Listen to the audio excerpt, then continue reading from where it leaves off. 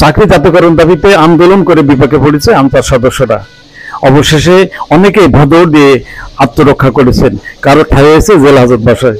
এসব বিষয়ে বিস্তারিত দেখতে শেষ পর্যন্ত দেখুন ভিডিওটি, সাথে থাকুন আমাদের। চলুন আলোকচিত্র দেখে আসি, শুনে আসি বিস্তারিত।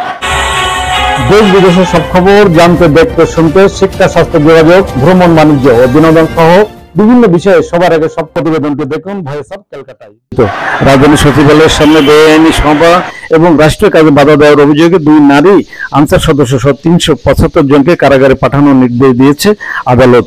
সোমবার বিকেলে তাদের ঢাকার চিফ মেট্রোপলিটন ম্যাজিস্ট্রেট আদালতের সিএমএম কোর্টে হাজির হলে বিচারক তাদের কোর্টে পাঠানোর নির্দেশ দেয় বলে কোর্ট সূত্রে জানিয়েছে।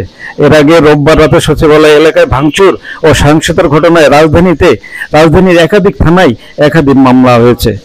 শাহবাগ থানায় 208 জনের এজাহার নামীয় সহ অজ্ঞাত 2 থেকে 3,000 জনের বিরুদ্ধে মামলা হয়েছে। 10টার সময় প্রজ্ঞাপন করে তাদেরকে জাতীয়করণ করা হবে। গন্ডগোল করার জন্য সচিবালয় ঘেরাও করে রেখেছে। এটা ভয়াবহ পরিস্থিতি হতে পারত। পল্টন থানায় 114 জনের নাম উল্লেখ করে 2-3,000 জনকে আসামি করে মামলা হয়েছে। খুবই ব্যথিত এই ঘটনা দেখে। আমরা মনে করি কালকে আনসার বাহিনীর ছদ্মাবরণে যারা এসেছিল, কোনো দাবি আদায়ের এজেন্ডা তাদের ছিল না। দাবি আদায়ের এজেন্ডা হয় আলাপ আলোচনার মধ্যে দিয়ে। তারা বারবার আলাপ আলোচনা করে সম্মত হয়ে ফিরে গেছে এবং বারবার আমাদেরকে ঘিরে রেখেছে। তারা এছাড়াও রমনা থানায় 98 জনের নাম উল্লেখ করে এছাড়াও 2 থেকে 3,000 জনের অজ্ঞাত করে এদের বিরুদ্ধে মামলা করা হয়েছে, মামলা করেছে পুলিশ। তবে এসব মামলায় গ্রেপ্তারভুক্তদেরকে আদালতে হাজির করা হবে বলে জানিয়েছে পুলিশ সংশ্লিষ্ট দপ্তর। লাঠি তাদের স্টকে ছিল এবং আপনারা দেখেছেন তারা কি মারমুখীভাবে ছাত্রদের উপর, যেই ছাত্ররা স্বৈরাচারের পতন ঘটিয়েছে, যারা আমাদের স্বপ্ন এবং আমাদের ভবিষ্যতের প্রতিভূ হিসাবে যাদের দেখি, তাদেরকে রাস্তায় ফেলে কি নির্মমভাবে মেরেছে। এবং ঢাকা চাকরি জাতীয়করণ দাবিতে রোববার দুপুর থেকে সচিবালয়ের সামনে আন্দোলন করেন আনসার সদস্যরা। আমরা একটা সিদ্ধান্ত উপনীত হয়েছি, এখন থেকে রেস্ট প্রথা থাকবে না আনসারে।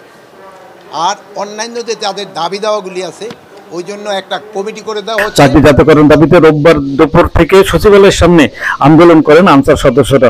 আন্দোলনের এক পর্যায়ে আনসার সদস্যরা বাধা উপেক্ষা করেই প্রশাসনের প্রাণকেন্দ্র সচিবালয়ে ঢুকে পড়েন। এ সময় তারা দাবি আদায়ে নানা ধরনের স্লোগান দিতে থাকেন।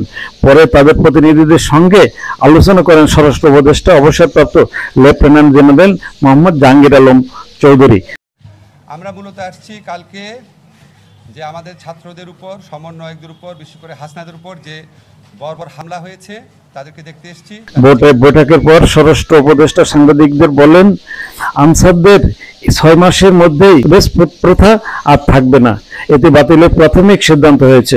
জাতীয়করণের দাবি সুপারিশ কমিটির ভিত্তিতেই রিপোর্টটি বিবেচনা করা হবে। তবে এরপরও সচিবালয় থেকে অবরোধ তুলে না নিয়ে সেখানেই অবস্থান নেন আন্দোলনকারী আনসার সদস্যরা।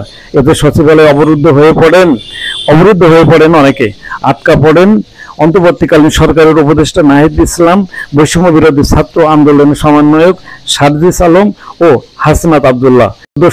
সমন্বয়কদের ছাড়াতে গেলে রাতে শিক্ষার্থীদের সাথে কয়েক দফায় আনসার সদস্যদের সংঘর্ষ বাধে। এবার উভয়ের মধ্যে জড়ায় সংঘর্ষে রাতে অতিরিক্ত পুলিশ সদস্য, বিজিবি, সেনাবাহিনী মোতায়েন করা হয়, আটক করা হয় আনসার সদস্যদের। এই ঘটনায় 70 জন আহত হয়ে ঢাকা মেডিকেল কলেজ হাসপাতালে চিকিৎসাধীন নিয়েছে। এদের মধ্যে শিক্ষার্থীর সংখ্যাই বেশি বলে জানিয়েছে সমন্বয়কারকরা। সংঘর্ষের পর রোববার রাতেই এক গণবিজ্ঞপ্তিতে সচিবালয় ও অন্তর্বর্তীকালীন সরকারের প্রধান উপদেষ্টা ডাক্তার ইউনূসের বাসভবন যমুনার আশেপাশে বা যে কোনো ধরনের সভা সমাবেশ, মিছিল, শোভাযাত্রা, বিক্ষোভ প্রদর্শন নিষিদ্ধ করেছে ঢাকা মহানগর পুলিশ ডিএমপি। আনসার সদস্যদের এই অনাকাঙ্ক্ষিত ঘটনা বা এই আন্দোলনটি অনেকটা অনভিহিত বলেও উল্লেখ করেছে অনেকেই বিভিন্ন গণমাধ্যমে পড়ে দিয়েছে আনসার বাহিনীকে ঢেলে সাজাতে সহ আনসার বাহিনী বিলুপ্ত করে নতুন কোন প্রশাসনিক সদস্য নিয়োগের দাবি জানিয়েছে অনেকে। হ্যাভিয়ার্স, আমাদের ভিডিওটি সম্পর্কে মতামত জানাবেন লাইক ও কমেন্টস করে, আর শেয়ার করে অন্যকে দেখার সুযোগ করে দিবেন। আর আমাদের চ্যানেলটিতে নতুন হলে এখনই করে নেবেন সাবস্ক্রাইব।